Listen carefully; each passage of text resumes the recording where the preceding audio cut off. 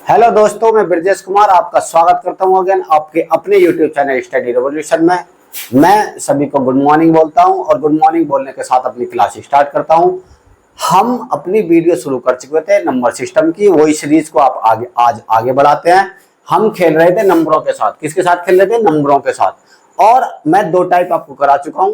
हालांकि number system से कम 10 से 12 टाइप बनते हैं, सभी पे वर्क करेंगे। आज हमारा थर्ड टाइप है। थर्ड टाइप हमारा कहता है फैक्टर मेथड। क्या कहता है? Factor method. ये जो मेथड है लगभग आप रेलवे का एग्जाम देंगे, एनटीपीसी का एग्जाम देंगे, यहाँ से सवाल पूछे जाते हैं। बड़े जो लेवल के एग्जाम होते हैं यहाँ से सवाल बनते हैं, क्योंकि यहाँ के सवाल होते हैं थोड़े से कैलकुलेटिव, उनको आपको समझना पड़ेगा। दूसरी चीज कराऊंगा मैथ्स। और ध्यान देने वाली बात यह है कि जैसे छोटे लेवल के एग्जाम होते हैं, जीडी का हो गया या आपके कांस्टेबल के एग्जाम हो गए, उनमें जो लेवल पूछा जाता है वो फैक्टर से पूछा जाता है कि भाज्य या अभाज्य फैक्टर पूछे जाते हैं। लेकिन जो बड़े एग्जाम होते हैं जैसे सीजीएल हो गया, सीएचएसएल हो गया, या आपका रेलवे का एनटीपीसी हो गया, ग्रुप डी तक की भी ग्रुप डी में ही पूछ लेता है। ग्रुप डी में यहाँ से ग्रुप डी में यहाँ से पूछता है सवाल। आपको वो जो सवाल पूछेगा वो मैं आपको कराऊंगा। आप थोड़ा सा यहाँ देना। ज्यादा सवाल करेंगे ना, 2 से 3 सवाल करेंगे, लेकिन 2 से 3 सवाल में मैं आपके सारे फैक्टर मेथड के जितने भी इस तरह के सवाल पूछे जा सकते हैं सारे क्लियर करूंगा। तो मैं आपके सामने टाइप 3 का फर्स्ट सवाल लेकर आ रहा हूँ। कोशिश करना आप भी सॉल्व करने का, अन्यथा मैं भी सॉल्व कराऊंगा। चलो आगे बढ़ते हैं। लेकर आता हूँ आपको पहला सवाल। तो टाइप 3 का फैक्टर मेथड का आपके सामने पहला सवाल है। पहला सवाल क्या कह रहा है हमारा? 600 एक संख्या है, 600। उसके हमें क्या फाइंड करना है? एक तो अभाज्य गुणनखंड फाइंड करना है, दूसरा कुल गुणनखंड, तीसरा सम गुणनखंड और चौथा विषम गुणनखंड। अब इसके फैक्ट पहले क्या करेंगे? हम 600 के फैक्टराइजेशन कर लेंगे। फैक्टराइजेशन मेथड आपको पता भी होगा। फैक्टराइजेशन करते कैसे हैं भाई? 600 संख्या दे रखी है, 2 से फैक्टर करो इसके 300 बार। उसके बाद फिर 2 से करेंगे 150 टाइम्स, फिर 2 से कर लेंगे 75। अब 75 2 से डिवाइड होगा नहीं। उसके बाद क्या करेंगे? 3 से कर लेंगे। 3 दूनी 6 और 3 पंजा 15। फिर अब 3 से होगा नहीं, 5 से कर लेते हैं। 5 पंजा 25। फिर 5 से करते हैं जब तक कि नीचे 1 ना आ जाए। फैक्टर करते रहेंगे। अब फैक्टर करने के बाद जो जिन संख्याओं से हमने फैक्टर करे उनको पावर की फॉर्म में लिख लेंगे। भाई 2 हमने कितने टाइम से हमारे पास 1 2 3, तो पावर कितना लिख लेंगे? 2 की पावर 3 लिख लेंगे। दूसरी चीज 3 की पावर कितना है? 1। 3 की पावर कितना? क्योंकि 3 सिंगल है तो इसकी पावर लगा लेंगे 1। और आगे 5 की पावर कितनी है? 5 कितनी यानी 2 टाइम्स। 5 कितनी है? 2 टाइम्स। अब हमने क्या कर लिया? इसके फैक्टराइजेशन कर लिया। अभाज्य गुणनखंड। सबसे पहले हमसे अभाज्य गुणनखंड पूछा है कि जो हमारे पास संख्या है 600, इसके अभाज्य गुणनखंड फाइंड करके बताओ। तो अभाज्य गुणनखंड में क्या करते हैं हम? अभाज्य गुणनखंड, अभाज्य गुणनखंड में कुछ नहीं करना होता। जो भी पावर है उनको ऐड करके लिख देना है आपको, वही अभाज्य गुणनखंड होते हैं। ज्यादा दिमाग लगाने की जरूरत नहीं है, बस थोड़ा हल्का सा दिमाग लगा के सोचते रहो। बस कितना है? पहले पावर 3, फिर ऐड करेंगे, फिर पावर कितना है? 1, फिर ऐड करेंगे, फिर पावर कितना है? 2। यानी टोटल अभाज्य गुणनखंड की अगर बात करूं तो 3 और 1 4 और 4 और 2 6। यानी टोटल अभाज्य गुणनखंड कितने आ जाएंगे संख्या के? 6। कितने आ जाएंगे? 6। अब दूसरा सवाल क्या करा? अब फाइंड करने हमको कुल गुणनखंड। क्या फाइंड करने हैं? कुल गुणनखंड। चलो जी वो भी कर लेते हैं। कुल गुणनखंड।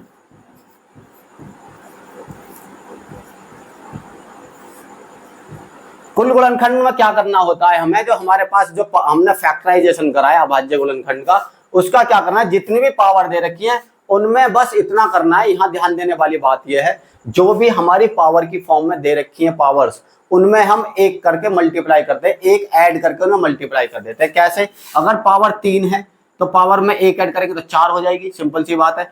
मल्टीप्लाई का निशान लगाएंगे बीच में। पावर 1 है तो 2 कर देंगे इसको। अपनी मैंने क्या कहा? अपनी तरफ से 1 ऐड कर लेंगे। 2 है तो 3 कर लेंगे।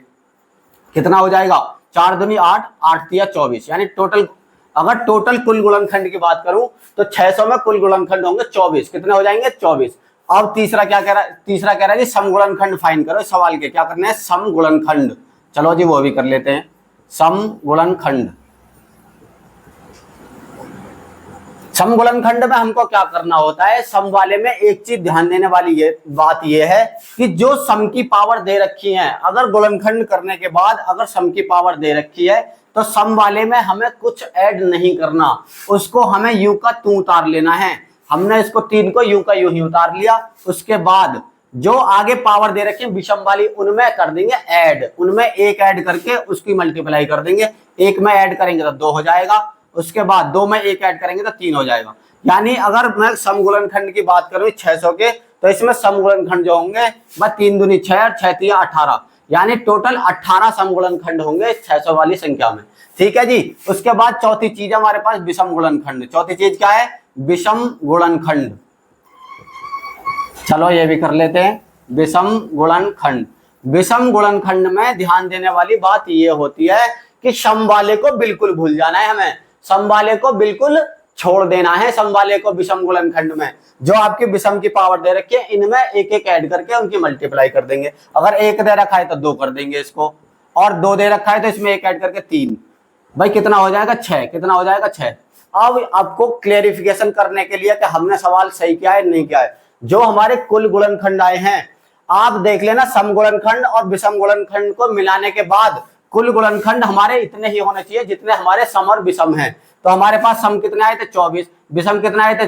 6, यानी 18 और 6 24, और हमारे कुल गुणनखंड कितने? 24। इसका मतलब हमने सम भी ठीक निकाले, हमने विषम भी ठीक निकाले, और हमारे इसी सवाल के कुल गुणनखंड भी 24 ही हैं। और अगर अभाज्य की बात करें तो मैंने आपको अभाज्य को बता दिया। अभाज्य में गलती ये मत कर देना, मल्टीप्लाई मत कर देना, ये सिर्फ जितनी पावर होती है मैं ऐड करके लिखनी होती है। नेक्स्ट सवाल, लास्ट सवाल लेके आ रहा हूं आपके सामने, बहुत आसान सवाल होगा, पहले आप करने की कोशिश करना, ना तो मैं कराऊंगा उस सवाल को। ठीक है, और लेके आता हूं दूसरा सवाल। तो नेक्स्ट सवाल है आपके सामने, कह रहा है जी 1800 एक संख्या दे रखी है 1800 में अभाज्य गुणनखंड, कुल गुणनखंड, सम गुणनखंड और विषम गुणनखंड। अच्छा एक चीज ध्यान रखना, आपको सिर्फ इन 4 चीजों पे वर्क करना है। सवाल हालांकि यहाँ से और भी बनते हैं, लेकिन मुझे लगता है कि अगर आप और ज्यादा करने की कोशिश करोगे कि अंदर जाओगे सवाल के, तो फिर लगेगा टाइम, और ऐसे एग्जाम में कभी भी सवाल नहीं आते जिनमें लगता है टाइम। कोई भी एग्जाम उठा के देख लेना आप, सवाल करने का जो तरीका होता है या टाइम टेकिंग जो सवाल होता है उसको हर कोई स्टूडेंट छोड़ के निकलता है, क्योंकि कोई भी नहीं चाहता कि उसका टाइम वेस्ट हो। पेपर सॉल्व करने का यही एक स्ट्रेटेजी होती है कि आपको पेपर सॉल्व करना है अकॉर्डिंग टू टाइम। जहां भी बड़े सवाल आ जाएंगे, इसमें भाजकों का योग वगैरह पूछ लेता है, वो आपको नहीं करने भाई, मैं कह रहा हूं। अगर उनमें करोगे आप, उनमें लगता है टाइम, तो वो सवाल हमको करने ही नहीं। हमको सिर्फ फैक्टराइजेशन में यही चीज 4 पे वर्क करना है, इनमें ज्यादा टाइम लगता नहीं।